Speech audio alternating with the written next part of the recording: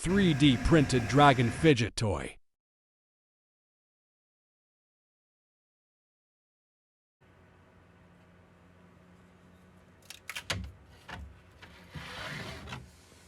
Time to remove them from the print tray.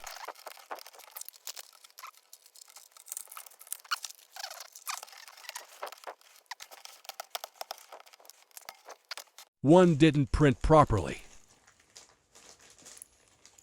It will have to be recycled. Now to remove all the supports.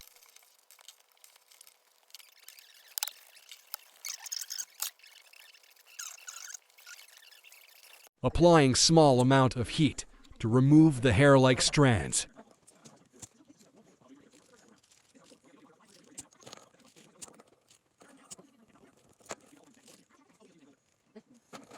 Printed a few different colors: midnight blue, silver, tricolor.